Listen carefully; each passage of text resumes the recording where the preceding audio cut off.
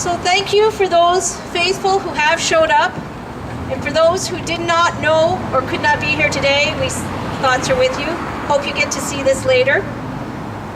Maybe I should take my glasses off and not be so rude. Well, thank you everyone who did show up. We're quite excited.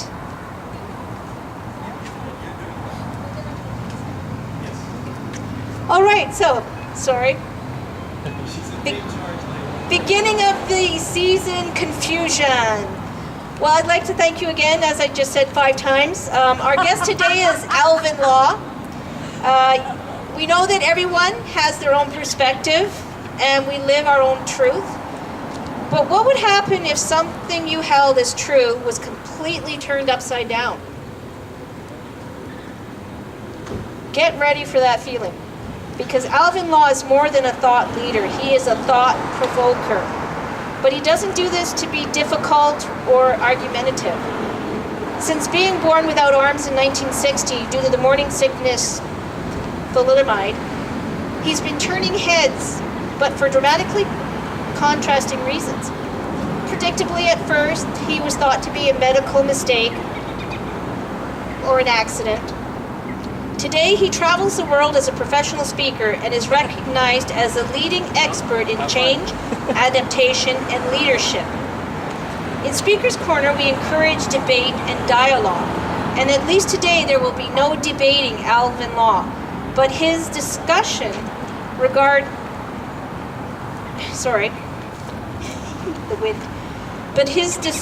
his discussion regarding what he calls Alvin Law's 2 truths will address a key issue that doesn't get enough attention in our world.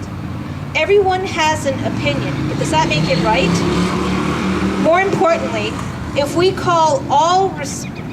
could all respect others' opinions more, we could create more harmony in the world in which we live. Alvin is a certified speaking professional, an international best-selling author of Alvin's Law, The Life, which he happens to have a copy of here today. If anyone is interested. Do you have a few? No, I didn't. I'll tell him how they can. Okay, and he will tell you later how you can get copies if you're interested. So he has spoken on over 5 continents he's spoken on 5 continents to over 20 million, 2 million, oh, come on, 20 sounds better, to over 2 million people for the past 30 years that he's graced the stage. He also plays the drums and the piano, and I hear today he's going to grace us with a little demonstration of his drum playing. And what's even more amazing is that he's been instrumental in raising over $185 million for charity. Woo-hoo! And he lives here in Calgary with his lovely wife. She looks so young! His lovely wife, Darlene, who is his partner in crime and business. So we invite you to come forward, and we thank you for being here today. So if you can just give me a little bit of volume, there we go. We have liftoff. We have some people that have already stopped because they have nothing else to do today. I have to, even though it's a small crowd, I will tell you that this isn't my smallest crowd ever. It's close. I can't really decide on who's officially here as a part of the crowd and who just happened to be in the vicinity, but many, many years ago, I think my lowest number of crowd was at a school that I did in somewhere in Wisconsin, and 5 people showed up. So we have a record low second place, and you count. Thanks for coming. I'm going to tell you a little bit of background, even though we have a very a small group of believers in this thing. I don't know how stuff happens. All I know is that this must have been meant to be, because this was a decision that I made that was based on a Scotch-induced discussion with Gabber here, who we met a few months ago at an event where we were hanging out, and I was actually playing in the band, and it was a fun event, men's only group, and Gabber told me about this thing, and I said, well, I'd love to come and do this thing sometime, but I'm not sure that I want to debate anybody, because I'm a professional speaker and I'd win. So we had a little discussion, and then we had an email trail, and then we decided that this would be something that I would be willing to do. And of course, last Sunday was not a good day for this, and today may not be the best day in terms of turnout, but that's okay. This is an opportunity for me, obviously through the internet, to be able to tell you a little bit about what I believe, tell you a little bit of my story, and more than anything, experience something that I've never experienced before. This is a first, doing something sort of like this. Of course, I've not been to Hyde Park Speaker's Corner in London, but I've been to Hyde Park, so I guess that makes me close enough to qualify for being up here. But this program today is really kind of hard to figure out what to say. I don't want to do my whole show. I don't want to do the usual sort of 60 to 90 minutes. But I think what's fascinating is when I came up with this concept for the two truths, it really does fit into the mandate and what the expectations are for down the road for this kind of event. And I think it's wonderful that we're opening a door to something that I hope becomes a tradition, that I hope becomes something that people just know about to come down and do. But of course, the problem with this, it almost looks like we're just a little protest group here with some kind of beef. Well, the only beef that I've got is that, you know, I'm a Montreal Canadiens fan, and I'm having a really hard time dealing with this Boston monster, so that's the only thing I can see as a downside today. All the good sides are here. I want to tell you a little bit about my background, a little bit about what you didn't hear in the introduction, which thank you for reading that, but a little bit of reality. Can you imagine how many times I get asked the question, what happened to me? And can you imagine how long ago I may have gotten tired of answering that question? But one of the truths about my life is having no arms, I do get a lot of attention. I do get noticed for not only having no arms, but using my feet. In fact, that's kind of one of the ironies, is that when people see me, they normally do not have a positive reaction. You can well imagine most people don't look at me for the first time and you know, go, dude, you have no arms, that's awesome. No, it tends to be a more negative response. And that really has a lot to do with the way that we've been conditioned, in my opinion, to feel about people that have a challenge like mine, which really, the challenge that is perceived that I have is different than the actual reality. And I often prove that with certain little things that happen, not that I do intentionally to get attention, it just happens in my life. So my favorite example is my car. So here's the keys. It's just parked right over there. It's just a regular vehicle. In fact, I rent over 125 cars or so a year doing my job as a speaker, traveling around the world. And I just steer with one foot on the wheel and one foot on the gas, and all I need is automatic transmission. So you can well imagine that one alone gets attention. I love the actual reaction, to be quite frank. The look you get when you walk up to the rental counter and you give them your driver's license and you take the keys in your toes and you drive away a regular car, because it's just a regular car. Drive-throughs, those are absolutely hilarious. Can you imagine getting up to the window and they don't see you coming, just the car, and they ask, $6, and here, it's just the look. And a guy said to me one day, it's funnier if you're in the car behind you, right? Because all you see is the foot going out the window, a couple of feet grabbing the drink. The point is this. Is this condition that I have, being born without arms, something to mourn or something to celebrate? And it is what gets me in a little bit of trouble every now and then, because I might look as though I am unappreciative or insensitive to those that have struggle or challenge. I don't. I'm just using my life as the example of what is real, but more than anything, what is my truth. And that's what I love about the concept of the two truths that I have been playing around with in the last couple of years as a program idea for my presentations, because again, the truth of my life is a bit complex, but it is for all of us. I think all of us have kind of a double sides to our lives, and we may feel strongly about something, but we don't want to make it public because we don't want to offend people, and thus the essence of Speaker's Corner. I don't think anyone ever wants to get up here and offend anybody, but I think at the end of the day, we've got strong opinions that we may or may not be right about. In fact, when I say may or may not, because a lot of our opinions are based on sometimes not knowing the full truth. And I've experienced that in my life. Can you imagine the irony of a conversation like this one that I have every now and then, not every day, but enough that I can put it down as a statistic? Let's take a typical situation that's happened to me many, many times. And I'll be on an airplane, and that's usually where this happens. I don't know why that is. I like to sit on the aisle, gives me a little bit more leg room. I'll often have a passenger next to me at the window, and often their conversation begins about me. But every now and then you get a one that is a little bit predictable, but I think you might find kind of fascinating. Happened a few months ago. Lady by the window turns to me and she doesn't ask what happened to me. She doesn't want to know why I have no arms. She simply uses a word, and the word is thalidomide. Now, when you say the word thalidomide, either people know that word or they don't. And when they know that word, they usually gasp, or they get this sigh, or they get concerned about what they think is a memory of a horrible thing. And again, for those of us that are listening to this, whether you know about thalidomide or not is not the point. But if you don't, it was a morning sickness medication. And it was taken by pregnant women, obviously, in a time frame when we thought it was okay, back in the late 1950s and early 1960s. And you know, one could get up here, for example, and debate the idea, the moral code behind pharmaceutical companies, but that's not what I do. I accomplish nothing by being bitter about what big pharmaceutical did to over 17,000 babies in the early 1960s, because it doesn't serve my purpose. Do I think what they did was wrong? I don't know. Honestly, I don't know, because I've seen it.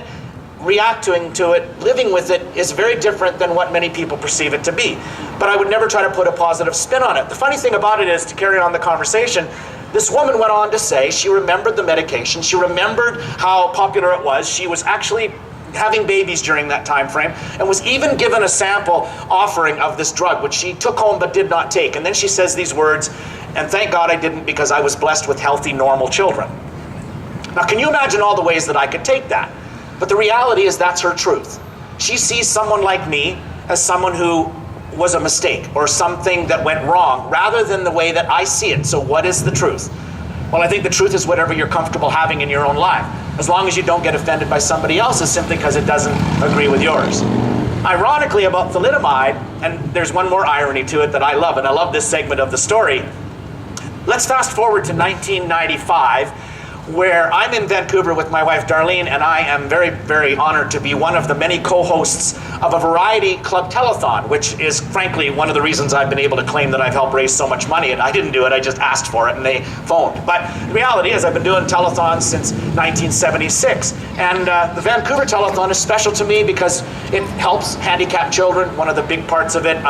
Children that are sick, the Children's Hospital in Vancouver, all kinds of beneficiaries of variety money. And of course, they have children that come on the show.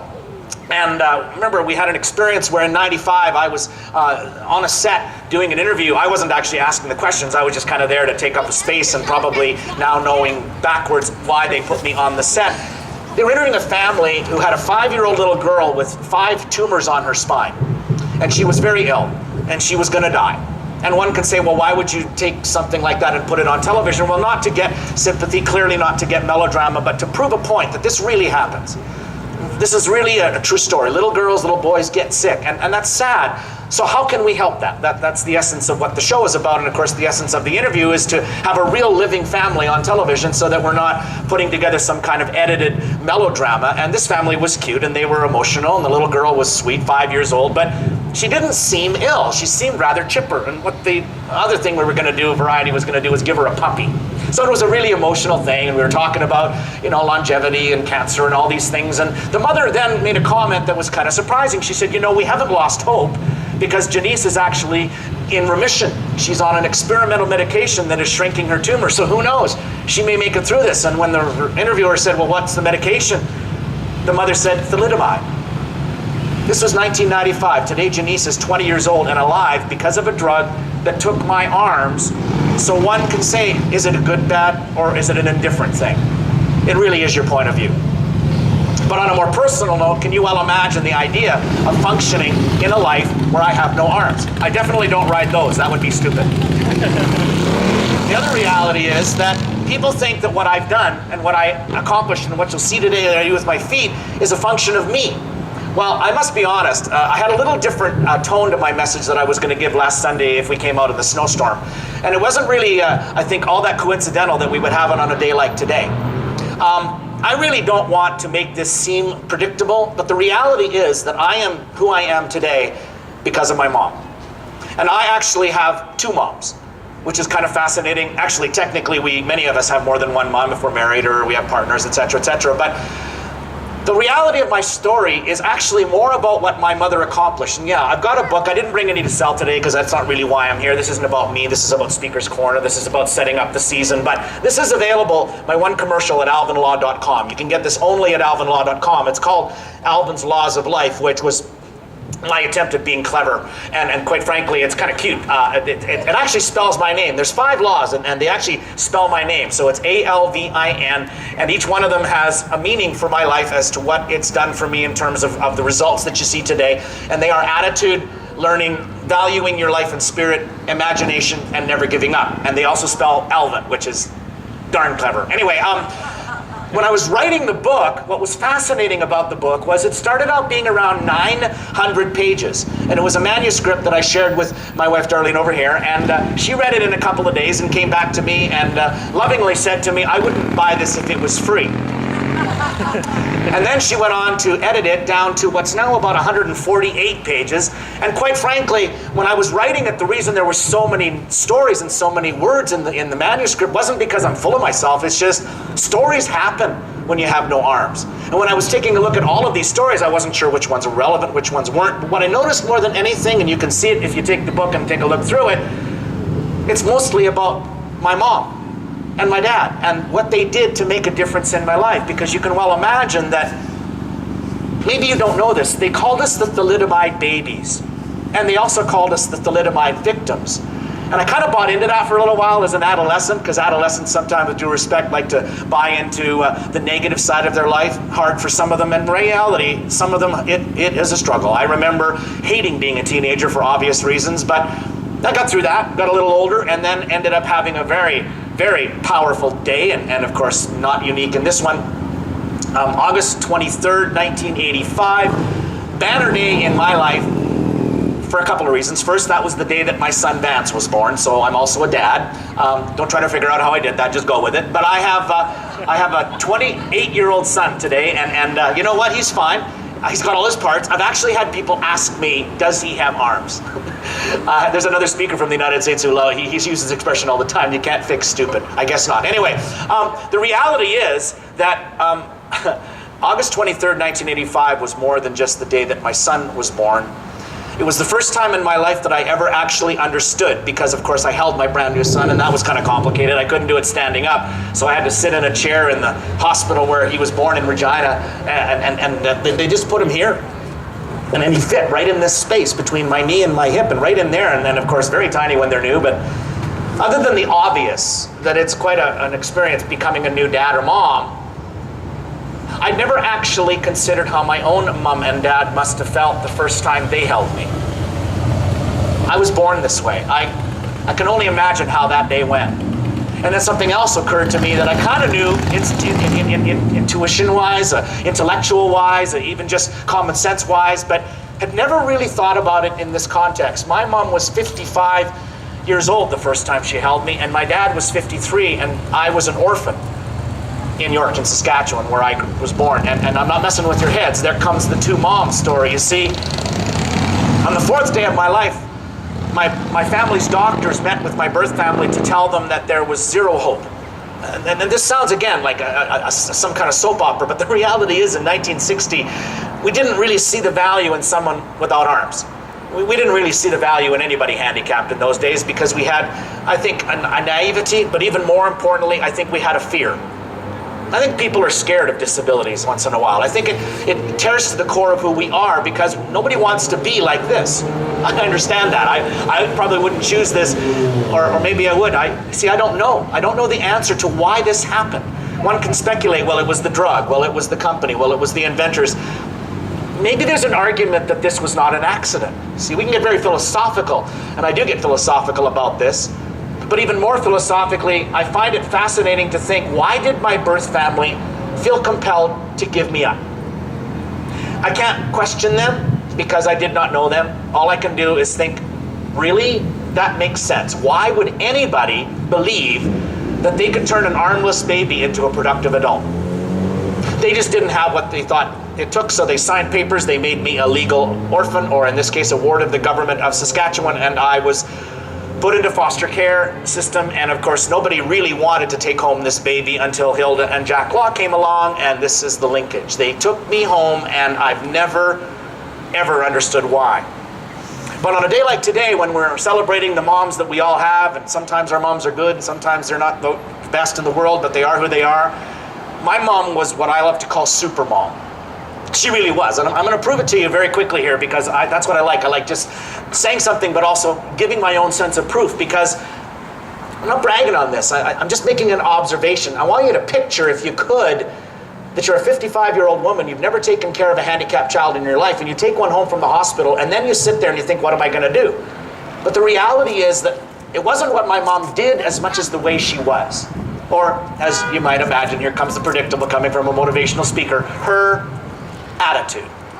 Okay, so nobody here recognizes me, and that's okay. I'm not here to be famous. I'm not in the world to be famous, but I'm actually famous in Saskatchewan. That's easy, by the way. But a lot of people don't even know this, that I was actually written about in the Regina Leader Post in December of 1961. I have the article in a scrapbook. It's pretty creepy looking at it now because they have a picture of me on the entire front cover. I've got nothing on but a diaper and a black photographic bar across my eyes so nobody recognizes who I am.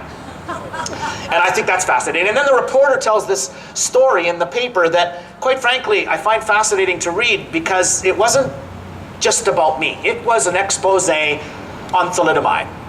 See, thalidomide had broken in the news, and it was all over the world. And of course, 1961 breaking news is different than 2014 breaking news. The fact is, it was a compelling story. And they showed images of these babies that were missing limbs, or if they had limbs, they were deformed.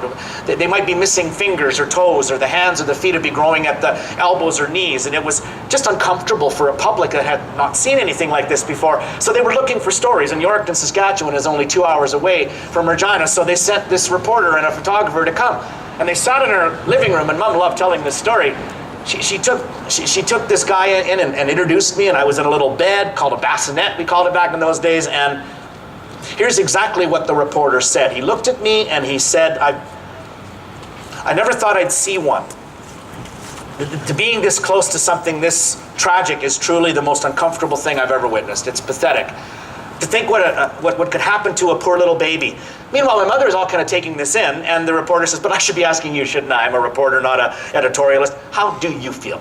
You're his foster mom, you've taken him home, you're raising him. How does it feel? Be honest. How does it feel to be raising a baby without arms? And here's my mom's answer. And notice the tone. That's a dumb question. How do you think it feels? It's kind of weird. Wouldn't it be weird? How do we pick up a baby, for example? By the arms. He gets dropped a lot. How about that? That's exactly what she said. So the reporter goes on. He doesn't get the joke. He goes, are you trying to make fun of this baby? And my mom says, no, I wouldn't make fun of it, but I am trying to point out something that nobody seems to see. What's that? This is not a tragedy, she says. Now, of course, that sounds nice, doesn't it? But really, this was not a tragedy?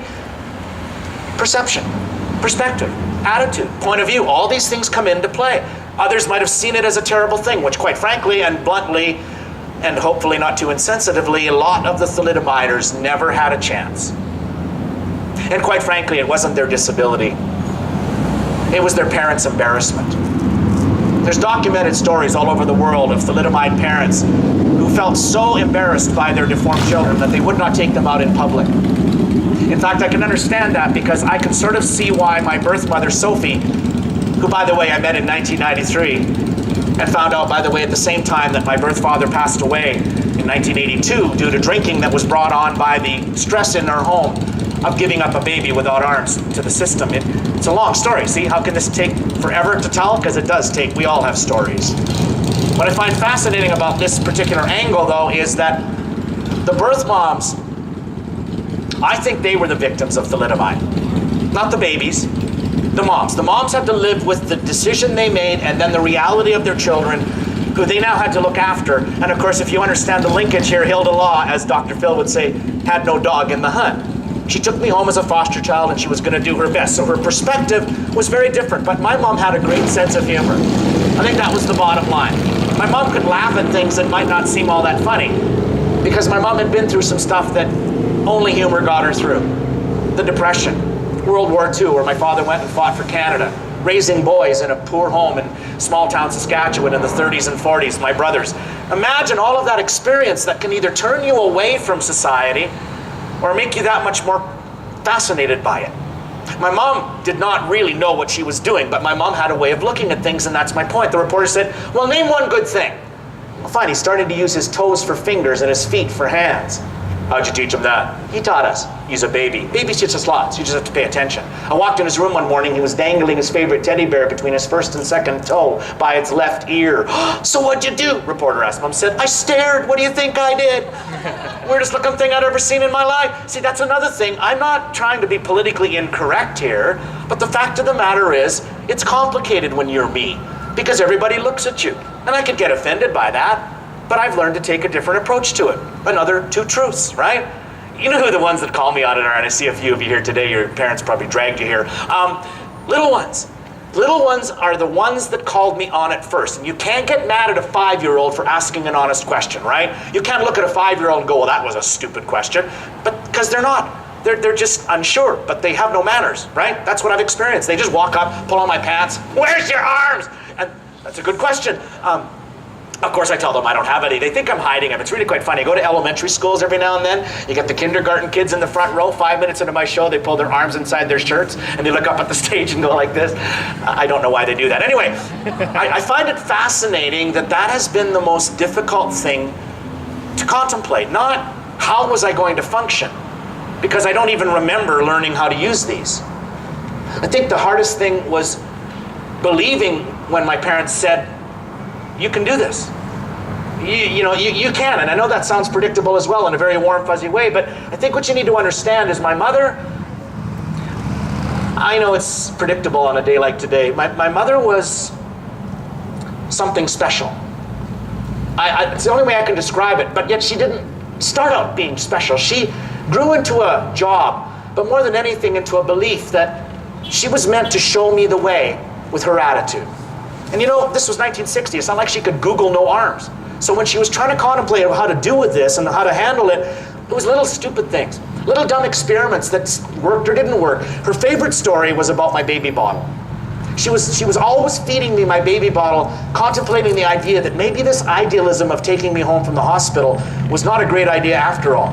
She was 55 years old. Can you picture? I'm going to be 54 and I feel old. I can't imagine having a brand new baby without arms, but she just had a way of seeing things. She tried one day a really bizarre experiment. She took my baby bottle, she took me, she put me in my crib, she laid me on a pillow, and she laid me next to the bottle sideways with the bottle on a pillow. And she thought I could drink out of the bottle, but it didn't work because I immediately rolled right off the pillow because I'm really good at rolling over. You know the game little kids play, rolling down hills? I was awesome at that game. Anyway, Mom was, again, also not a giver-upper. So she tried all these different configurations, not really knowing where this was going to go. But on a Friday morning, after 5 days of trying, she comes in my room and I'm sitting up in the corner and I got the bottle between my feet and I'm sucking away, having a great time. So you can imagine even my mom was impressed, right? She took me out of my crib, she put me on the floor, she stuck a bunch of toys in front of me and she waited to see what I would do. Now, is this the toy? No, this is a hairbrush. I don't need a hairbrush. But when I reach up to do this, am I trying to show off how I'm trying to impress you? Really, that's not my intention, but this is pretty impressive, isn't it? To be able to do this. The flexibility, the balance, the dexterity, the strength. I can sit on a stool without a back and hold my legs up like this and not even budge for like an hour. And they call me handicapped. Look, please don't read too much into this. The reality is that some of us are achievers and some of us don't quite get to the same place because of our personalities, because of our abilities. But more than anything, I think because of what we think we are. Again, I don't want to make this too complicated on a Sunday afternoon on Mother's Day outside like this. And it's really nice out here, actually, compared to what we had last Sunday. But the reality is my mom believed these were my hands. And I think my feet became my hands. And the so-called handicap disappeared. The biggest challenge that I've had in my life is not a unique challenge. It is a challenge that every human being faces. It's a challenge that every one of you that are listening to this message right now face every single day. What is the purpose of our living? Why are we here? What is the point of our existence? All those questions are very deep, and we all have our own perception of what they are. But I have a funny feeling that for me personally, I had yet to see what this whole thing was going to be about. But I got a big hint one day. This is a very personal story. I've got 2 more, and then we'll wrap this up, just in case you're wondering where we're going. And I'm having fun. This is fine, but I don't want to bore the entire city for 3 hours, because that would be really boring. Anyway, I want you to picture 1966. This is a very important thing to think about in terms of time frame, in terms of where our society was, and again, a very personal little anecdote. I was lucky enough to live right across the street from a school. which ironically, they built this school after my parents had already bought this house in small town Saskatchewan. So they didn't even really know this was going to be there. And then it's there, and then they've got a child that's now 6. Imagine all of the things that were going on. So fall came, ready to start my first year of school, grade 1, not kindergarten. We traipsed across the street to check out the school, like every parent would do with their new student, correct? Typical situation. They even had an open house. A lot of schools do that at the beginning of the year. My dad and mom took me. My dad was so casual about life that he didn't even get dressed up. He wore overalls. My dad was a mechanic. He was like 57 years my dad was a mechanic. So I remember my images of my dad are either his blue overalls or his golf clothes, one or the other, but it was always something that wasn't very, very fancy. And my dad was just like that. He's 6'3" when he was alive, at 230 pounds, big, tough guy. Mom, 5'2", by the way, about 150 pounds. Most of her life, she was a solid woman. They were quite the couple to see together. And then there was me in the middle. We went into this principal's office, and he closed the door. And my dad sat there, and my mom sat there, and I sat in the middle. And then the principal pointed at me and said, "Look, I'm just going to say it. He can't come here." Now, I know we would be shocked by that in 2014, but in 1966, that was the status quo. What was really fascinating was my mom, who was not only a great mom, but really my champion, my advocate. She was always sticking up for me, always talking to the doctors for me, always telling people to mind their own business. She was a piece of work. But now she was strangely silent. She was sat there, and my dad kept waiting for her to say something. So my dad, who was not my advocate, he was a tough guy, very influential in my life, but as he used to say, this was her idea. He said, "We live across the street." And the principal finally said, "Well, we know where you live, Mr. Law. You're not strangers. We're familiar with your story. The fact is, he can't come to this school." Finally, my mom found her voice and said, "Well, where's he supposed to go?" And the principal said, "Well, he needs to go across town to the school where kids like him go." And mom looked at me and looked at the principal and said, "Kids like who?" Principal, using a really old word, we got to get rid of this word, said, "Well, crippled kids like him," and pointed a second time. My mom looked at me, mom looked at the principal and said, "He's not crippled." And the principal looked at my mom like there was something wrong with her too. "Well, he has no arms. What do you call that?" Mom went, "Alvin." It's a good story, isn't it? But the reality is, it's not just a good story. It's a real story. It's a story that I wish you could have been in the room for, because I wish you could experience what I saw that day when the principal simply said, "Look, there's simply nothing I can do." I think what Speaker's Corner will represent as it goes down the road, and I'm being presumptuous now because I'm not sure what the first conversation was about having it, but I would hope that when we get together to have these events on Sundays like this or whenever they occur, they're not meant to argue, they're meant to advance our society, to make our world a better place to be, to move it forward, because if we let it stagnate, that's very dangerous. We've all got ideas. How can we work on ideas together to make our world a better place? Now, you might wonder, what is the segue coming with me and a school and a principal? Well, it was gigantic. It was funny to be in that room because my mom started to cry. And my dad saw my mom crying. And, oh, did I mention my dad was an ex-professional heavyweight boxer? So my dad saw mom cry. Dad loved my mom. By the way, when my mom passed away in 1996, my parents had been married for 66 years. Hard to believe. But she looked my dad looked at my mom and then looked at the man that made her cry, and then looked at my mom and said, "Hilda, I think you need a break here, dear. Why don't you go back to the library? Maybe get another coffee, take the boy, get him another donut." The principal and I, we're gonna have a little chat now. Now, I don't know what went on in there, but 20 minutes later, Dad comes out, big smile. "Hey kid, you're going to school here tomorrow." And I was pretty sure my dad beat up the principal. See, that's the other thing about Speaker's Corner. This is not a boxing ring. This is a place to have dialogue. This is a place to respect people's thoughts and opinions. And even if you could do it better, treat it like a rugby game. So when you're done the corner, you go and have a beer with your colleagues, with your opponents. Because really, at the end of the day, truth is not necessarily always the only way we should see things. I think what's fascinating about that experience that day is my father wanted to be aggressive with this man, but he realized what was really going on. So when the door closed and my mom and I disappeared, he leaned right in and said, "I get you.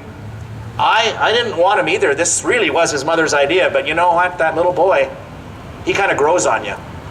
You just got to give it a little chance. And even though you've never done this before, maybe this is a good time to try something new."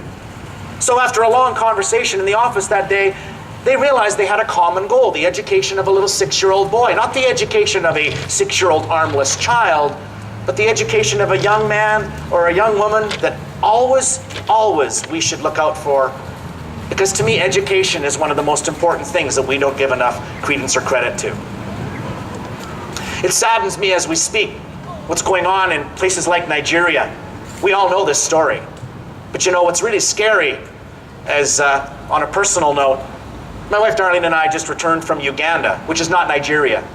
But we saw a country that is emerging in Africa where if we don't really know what's going on there, we don't really know the facts. The fact is that we still need to teach the world that everyone should have a right to get an education. But what happens when education becomes a privilege?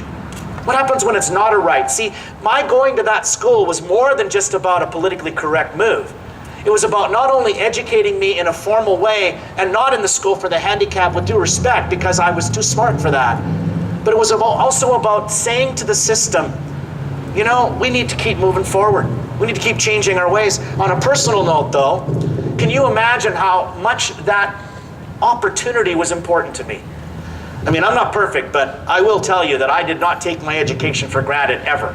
I did not see it as a right. I saw it as an incredibly good fortune for me to have the opportunity to have. So let's start to wrap this up. I want to lead the school story into my personal favorite story. And I've got a lot of personal favorites, but I think the other thing about this is, as much as this is Mother's Day, and we're talking about moms a little bit, and I've mentioned that already, the reality is that Mom and Dad had a profound impact because that's the Mom and Dad story. But as much as what Mom and Dad did was profound for me and very personal for me, I'm pretty sure that I wouldn't be up on this stage right here today with you at Speaker's Corner or anywhere that I go in the world as a speaker had this occurrence not taken place. I want you to picture this conversation that my mother had with someone in 1971. It went exactly like this. Mrs. Law, my name is Blaine McClary. I'm the band director for the Yorkton City Band Program. Do you have a son named Alvin? Yes, we do. Well, as you know, Mrs. Law, all 11-year-olds in Yorkton have to take a music aptitude test. And my mom said, I didn't hear about that. Well, they do. And the good news is your son Alvin got 96%. That's a good mark, exactly. So my mom was surprised. Said, well, why are you calling? Well, Mrs. Law, this is a courtesy call. Anybody that we deem has incredible talent for music, we want to invite him to join the band. So would you be interested in inviting your son to join the school band? And Mom said, absolutely. Can I ask a couple of questions? Sure. Did you have an instrument in mind? You know, Mrs. Law, we normally wouldn't do this. It's kind of against our policy, but with that kind of talent, why don't you bring him up to the high school? He can pick any instrument he wants. So are you considering this phone call in real time? Are you picturing my mother on the other end of the phone thinking, really, this is interesting. I can't wait to tell my son, by the way, have you met him? No, I got his phone number here. I'm kind of going through a list. Well, sir, you should probably know, kind of important, that Alvin sort of has no arms. Hello? You know, Mrs. Law, nobody told me that. I'm so embarrassed right now. I mean, the conversation was literally over. He apologized and hung up the phone. And why I love this story, don't get ahead of me because you probably know where we're going with this, right? But the reality is, would you not believe or agree with this statement, not because I need your agreement, that most people, given the opportunity to step outside of their normal lives, to attempt to make a difference, might not make that step? Not because they don't have ideas and not because they don't have something to offer, but because they just don't think they can, one person, make a difference. See, I disagree with that. I think one person can start a dialogue that can change entire countries, can change entire cultures. Now, that sounds grandiose and audacious, doesn't it? Indeed. But I met a young man named Ahmed Rashid in Singapore at a conference 2 years ago who was one of the young Egyptian men who started with his telephone twittering that they were going to get together in Tahrir Square to talk about democracy, to talk about truth, to talk about a dialogue of politics. I met him, young man with could have looked like any one of the people that are hanging around in the park today, with a simple iPhone and an attitude of belief that anything can change. Look what's happened. It's not perfect, but I believe we can all make an incredible difference if we choose to step out, and maybe even step out to a place that we've never been before. I walked in the house. My mom was beaming. I'll never forget the look on her face. My mom had a great smile. She had ugly teeth, but she had a great smile. And she's standing in the doorway and she says, Alvin, I've got some incredible news for you. We have to go to the school. You're going to be in the band. Now clearly this was not the same day that the first phone call happened. In fact, to get rid of the mystery here, 6 weeks later, this band director phoned back. So when I walked in the house and my mom told me I was going to be in the band, I couldn't believe it. We got in the car, we drove to the high school, we met the band director who could have been anybody. In other words, he didn't look like a saint or an angel. He wasn't wearing wings and didn't have a halo. It was just this amazing man that would end up changing my life. He introduced me to 2 more teachers at the Yorkton High School in Yorkton, Saskatchewan. The woodworking teacher, his name was Mr. Wood. I just always love saying that. Anyway, so we went to the back of the school, to the dreaded vocational wing. Remember, for those of us who are old enough to remember when the vocational wing was where you didn't hang out, and now we're looking for jobs in the trades? Ironic. Anyway, I think what's fascinating is we go to this room where they taught construction, and in the middle of this room was a wooden chair that had the right arm severed. It was just missing. The right arm of the chair was gone. And the left arm had a metal rod bolted to the side with a big clamp that they'd welded on the top. And there was another one in the back. And on the floor was a long black case. So Mr. McClary opened up this case. He sat me in the chair. He put together and he inserted in these clamps. I love this. A trombone. A trombone, for goodness sake. And like a game show host, he went, "What do you think?" Well, I was 11. What do you think I thought? I mean, I really didn't get excited. It was a trombone, not an electric guitar. So he said, "Well, can you move the slide with your foot?" "Yeah, I could do that." "Wow, that's cool." "Can you make this noise?" "Okay, can you do it in the mouthpiece and move the slide?" Well, this noise came out, right? 11-year-olds love noise. So I played a little bit. I locked the slide. I sat there in complete confusion. That's all I can say. That's the best word for it. But you should have been in that room. So let me just throw one more thought out to the audience today before I shut up. My wife over here, who is, not only a great critic, but clearly one of my favorite things to talk about in the world. We've been a couple for a long time, but more importantly, we've been business partners for the same length of time. I would not be where I am in the speaking business if it not were for this lady. But what's interesting is a lot of people that don't know this also don't know that she's more than just my business partner. She's also a lot of things herself. One of my favorite things she does is she does feng shui consulting. Now, I don't know if you know what feng shui is. I don't understand what it is. All I know is our house is apparently feng shui. When you walk into our house, everybody just smiles. "Oh, nice house." And they don't know why, but there's, crystals hanging everywhere. There's Himalayan salt lamps. There's rocks in our sinks. Everyone goes to our bathroom and goes, "Do you know there's rocks in your sink?" Yeah, it's a feng shui thing. I don't get it. Anyway, but the reality is, my wife has taught me that feng shui is energy. And I believe that people are energy.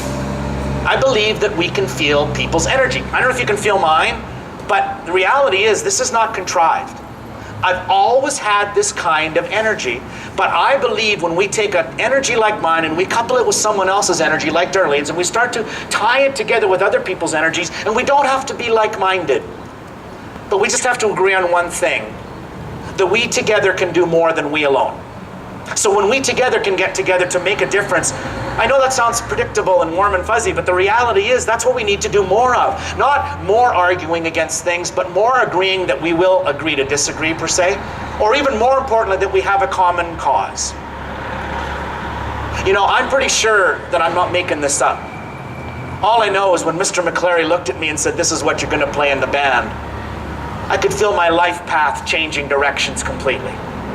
Had he not called back, I don't think I would have gotten to where I am today. I wouldn't have learned to play the trombone, sure, but it was more than the trombone. It was discipline, it was practice, it was failure, it was success, it was achieving, it was fitting in. In fact, even more importantly, and this is an area that I don't want to get started on today, but if you want to talk about it personally afterwards, I have a real conflict in my heart with bullying. Because I know it's a very common public subject and we all have our opinions about it, and I do too. The reality is that I too was bullied, but the bullies never disappeared. I simply rose above them with my music. I started hanging out with other musicians who didn't make fun of me, who didn't call me names, who didn't pick on me. They embraced my ability to play. So this is how Gabor and I met. I was actually not doing a speech. I was sitting behind my little set of drums at this Scotch and blues night playing the drums. What was really quite funny is I remember one of the musicians came in. He's quite a fine guitar player in our town, and I won't name his name because he might be embarrassed by this, but when he walked in and saw that the drummer had no arms, he just about walked out. Because he couldn't believe that a guy was actually going to play the drums with his feet. Now, I'm going to do this for you right now, not to show off or try to impress you again, but I want you to get a sense of why I do this every single day when I go out and do it. I can't show you the trombone, but more importantly, the trombone was not just an instrument.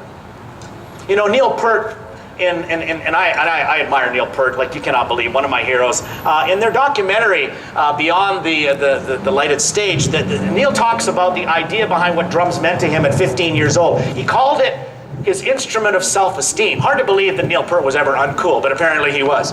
But when he started playing the drums, it gave him self-esteem. Well, you know what? That is my biggest connection to why I do this every single day. I totally understand the strength that comes behind something like this.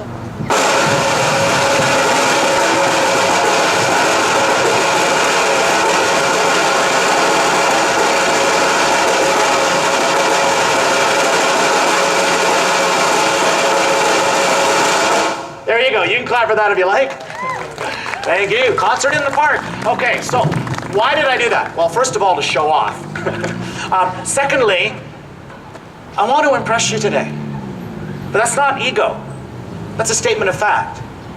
I always find this to be a bit challenging on a personal note because I'm not trying to brag on my accomplishments. I'm trying to remind people that are challenged by their own attitudes what they can truly achieve. They don't have to be me. You don't have to be anyone specific. But what I think we all need to understand is we need to be our authentic selves.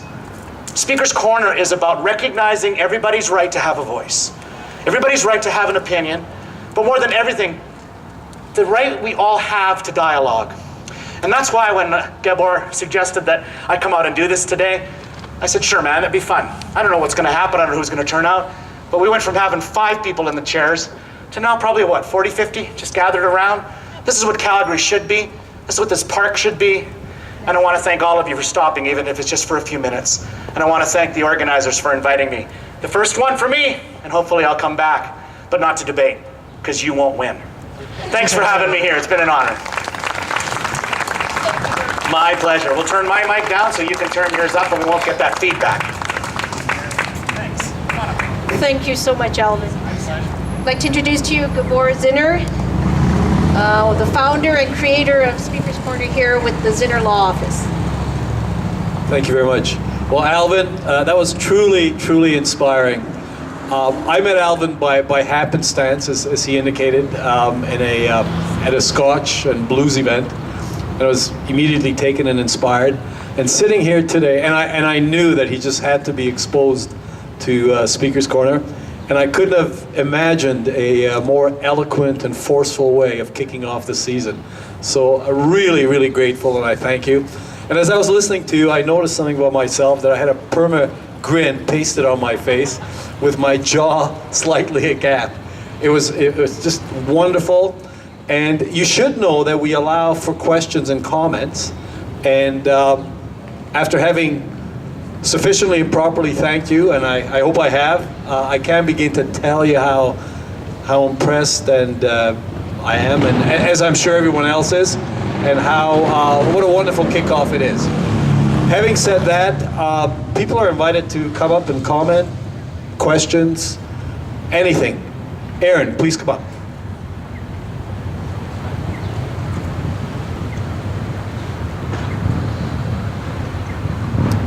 Thank you very much.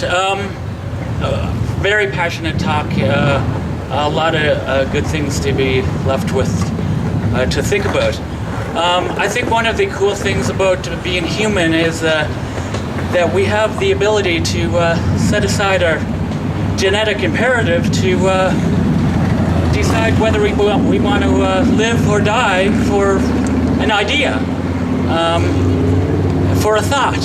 And another thing that's cool about being human is that we have the ability to reflect our reasons to ourselves and to others. And I think when we do that, we have an obligation, if we want to make the world a better place, to think of arguments that are counter to arguments that are put forth to us. So I'm going to say this not to be an asshole, but to actually, because I want the world to progress much like you do. I personally can see times when offending somebody is really important. People need to be offended sometimes so that they can be knocked out of their stupidity. Number two, I can see a time when it is important that rather than looking at a subjective, kind of relative, postmodern version of the world, and everybody has a right to have an opinion, that we really need to look at Bayesian reasoning. And sociology actually says that our brains are wired to look and think in probabilities. So sometimes there are absolutes, and that's my third thing. You know, there are absolutes out there. So I was just wondering if you could comment on those things. Well, I think maybe we can just turn my mic back up again here. There we go. No, I appreciate that, brother. In fact, that is probably one of the most difficult things to address when you're taking the stage like I do every single day. I agree with you. You know, sometimes you just got to say something provocative to shake the world up a little bit. The trouble is, for me, on a personal note, maybe we can just turn this down just a little bit, is 99% of the time, not unlike today, I'm not representing myself as much as I'm representing the person that brought me in. So where I can have my opinion about things, I think at times you have to be very careful what you say from the stage. We talk about this all the time. I've had little things slip out of my mouth that I thought sounded clever at the time, and then looking back on it on tape going, that was a stupid thing to say, but then you get a reaction. I think the bottom line is, though, you're absolutely right. I couldn't agree with you more. We need to be able to feel comfortable, I think, is the more important thing. Stating what we believe without hopefully offending, because really that is, let's be honest about this, I think the politically correct has taken over in many respects ways that we did not plan it to be. But I was also very much a part of that movement in itself. In the early 80s, when I was involved in disability advocacy, there was great debate going on within the disabled community about little things like what's the right terminology. I mean, I was in a meeting a long time ago with the committee that now has National Access Awareness Week as a very big national cause. And a guy in a wheelchair who happened to be paralyzed from the neck down got really upset with me. You can actually just, I do have a little windsock on here, but we just have the Lethbridge wind coming through. We were having this meeting talking about terminology, and he actually got so mad at me that he just shouted. He said, "What do you know about being disabled anyway?" Right, you know what? But that is also something within the disability community, if you knew how things work, that is really a tenuous thing for some. You know, people that, for example, use sign language versus people that disagree with sign language. So I always take the high road, because in my world, I get paid to talk. I think the whole idea of what this represents, this space, though, should be about free dialogue and be willing to say what's on our mind without the fear of offending. And you're right. You know, there's some things that I observe every day that fall into the category of stupid, but I would never in a million years suggest that I am somehow superior in my intellect. You know, where many people spend their time doing their jobs, whatever those jobs might be, or you're a lawyer, you're spending your days thinking about the law. I'm a speaker, I spend my days thinking about speaking. So imagine what that does to your psychology as well. You know, it's a passionate thing for me, but no, thanks for your comments, man, I appreciate that. Anyone else? Come on up, the mic's here. Yes, sir.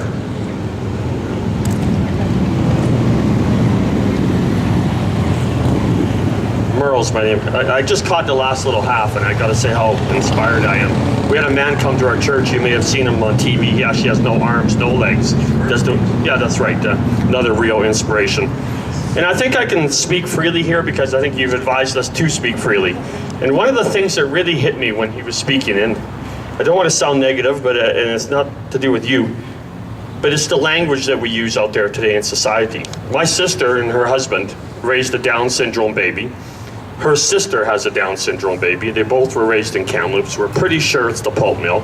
Kamloops has some of the highest amounts of Down syndrome babies in British Columbia, actually. Most likely the water's being poisoned, and there's hundreds of Down syndrome babies. What I'm leading to is her doctor, and you got to meet Gail. Gail, anytime you think the world's not going quite the way you want it to, and you're having a bad day, and Gail walks into the room, the place just lights up. It's just the way she is. She puts a smile on everyone's face. However, if they had listened to their doctor before Gail was born and said, you know what, it's going to be tough. You should probably have an abortion.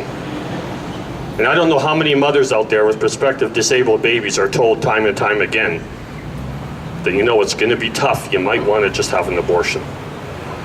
And, you know, it's a reality, and it's a shame. It cripples me inside that wonderful human beings like this gentleman right here could be discarded simply because we think we know what's going to happen in the future to that child.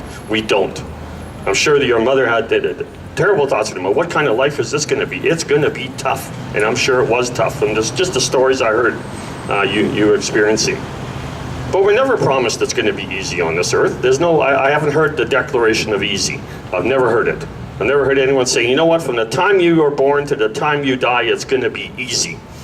It wasn't easy for me. I got the shit beat down to me every day for years in high school. I left in grade 9. My brothers didn't walk me to and from high school. They left me. And I had to sit in school till 3:30. And what I used to do is to make sure Bill Zoots, who was about 5 feet taller than me, couldn't catch me. I would literally run out in front of a coming car because I knew that if I could make it behind the car without getting hit, he couldn't make it. So I literally put my life at risk just to get in front of the van and around the van so Bill Zoots couldn't catch me. So, you know, in some sense, had my own disability, ADD and stuff, couldn't focus, and always was called a retard, and on it went. But, you know, everyone has a purpose. Every single person, whether I agree with you or don't agree with you on political items. And Gabber knows I have many political opinions, but doesn't mean I don't think you have a purpose on this earth. Everybody does, and I truly thank God that you're here today. Thank you, Merle. That was brilliant and eloquent. You know, I think that's the good news, is we can have some people come up here that have no fear of saying what's the truth. You know, it's fascinating. When I met my birth mom, and I had a chance to get to know her a little better, and quite frankly, you have to understand why I would go do this. I wasn't trying to find my birth family like classically adopted kids might. I actually did it, a great motivation from this lady over here, my wife, who reminded me that all of these women who took the pills, that they had tremendous guilt, you know, whether we agree with that or not. It was real. So when I went to meet Sophie, one of the things I wanted to make proper and set the record straight on was, I'm not mad at you. In fact, if anything, I have great admiration for what you did. But what was interesting is as we got to know each other, and then she actually eventually visited here in Calgary, and we live in Sundance, we have a beautiful home. She was sitting at our kitchen table, and my wife had sneakily left us together, which we'd never actually been just the two of us alone in a room together. There was always backup family around. And she got really emotional, and she looked at our beautiful home, and it was as if to say, I should have kept you. At that moment, she said, I should have kept you. And then she got really emotional, and I didn't know how to feel. I mean, what do you say at a moment like that? So I looked at her and I said, okay, but you did it. You did it. The fact of the matter is, Sophie, you see all of this, and you have no idea what I went through. See, I could legitimately, I agree with you, brother. I could be very bitter, I could be very hostile, and I could have this blame complex like way too many people in our world have. The reality is that was the true gift that I was given by the Hilda and Jack Laws of the world. It wasn't just looking after me and taking me home. It was getting that big chip off my shoulder of that I'm a victim. And I can appreciate where you're coming from. You know what? There's lots of stories like yours out there, brother. And I think that's the sad part, is it's real. Bullying, bringing it up again, is real. I used to throw rocks at bullies. Can you believe that? I shot one of them up pretty good, hit him right in the forehead. It was a great shot from 50 feet, and even curved across the playground, and he ducked in the wrong way and hit him. But I ended up getting detention over that one. It was just really funny because he actually ended up at our cottage in Saskatchewan. We have a lovely place we visit in the summer. And he is now a high-level politician with the government of Saskatchewan, elected official. And he was at our cottage because there was a golf tournament going on. And he came to our cottage with some other politicians, and he didn't really want to be there. And he wasn't really saying much. And I kind of went up to him in the corner and said, you're all right? He goes, I'm not really feeling very welcome here. I said, why? He goes, don't you remember who I am? I said, how could I forget who you are? I know exactly who you are. He said, do you remember what you did to me? I said, I really didn't do it to you because of something I just started. I kind of finished it, if you recall. He goes, yeah, that's what I mean. He says, I was horrible to you. I said, that was 1972.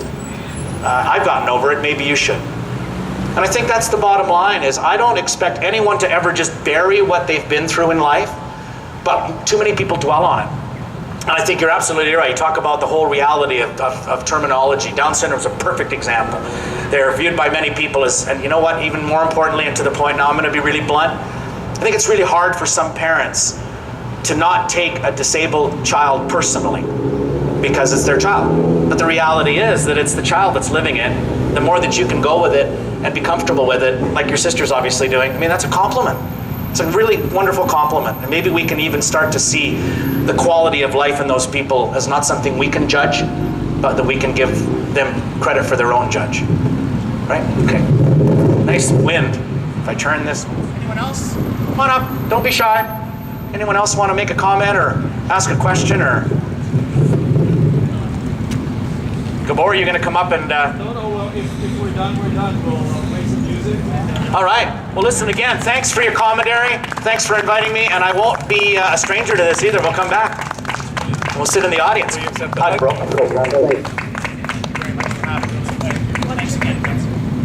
one else? I'm going to shut it down and default to music. Again, we'd like to thank everyone for coming out today. We are Speaker's Corner. We are the people for the people. We are here every Sunday. At 1:30 we start. We usually have debates. We have several different formats. We welcome everyone. If anyone has any questions or concerns or would like to get more information, please feel free to come up and talk to either myself or Gabor. And we'll be here for a few more minutes. And thank you all again. The Square. Cheers.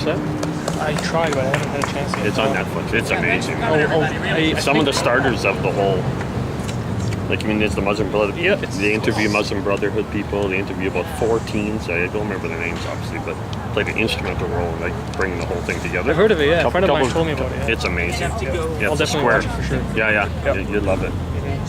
It was really well done. They basically